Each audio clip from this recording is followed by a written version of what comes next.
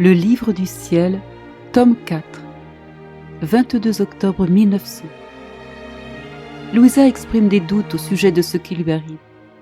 Elle veut savoir si cela est de Dieu ou du démon. L'obéissance ne s'appuie pas sur la raison humaine. Sa raison est divine. Ce matin, je me trouvais tout opprimée, et je craignais que ce ne soit pas Jésus béni qui œuvre en moi, mais le démon. Cependant, je ne pouvais m'empêcher de chercher mon Jésus et de le désirer. Si bien que, dès qu'il eut la bienveillance de venir, il me dit « Qu'est-ce qui donne l'assurance que le soleil se lève, sinon la lumière qui met en fuite les ténèbres de la nuit et la chaleur qu'il répand à travers cette lumière même? Si on te disait que le soleil s'est levé, et que malgré cela, tu voyais l'obscurité de la nuit devenir plus dense, et que tu ne ressentais même pas la chaleur du soleil, que dirais-tu? Tu dirais que ce n'est pas le vrai soleil qui s'est levé, mais un faux soleil, puisqu'on ne voit pas les effets du véritable soleil. Or, si ma visite auprès de toi fait fuir les ténèbres, et te montre la lumière de ma vérité en te faisant éprouver la chaleur de ma grâce, pourquoi te creuses-tu la cervelle en pensant que ce n'est pas moi qui œuvre en toi? J'ajoute encore ceci, puisque l'obéissance le veut ainsi.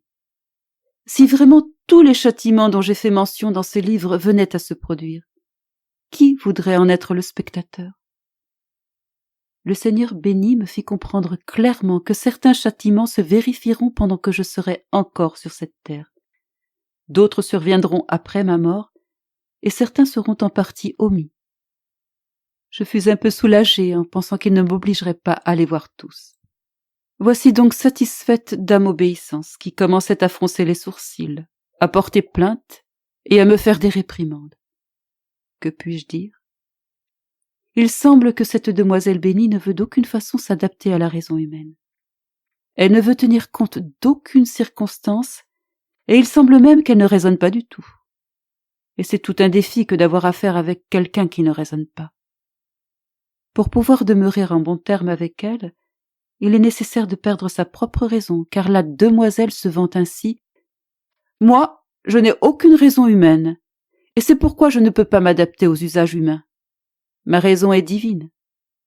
Celui qui veut vivre en paix avec moi doit absolument perdre sa propre raison pour faire l'acquisition de la mienne. » Voilà donc comment la demoiselle raisonne. Qu'est-ce qu'on peut dire?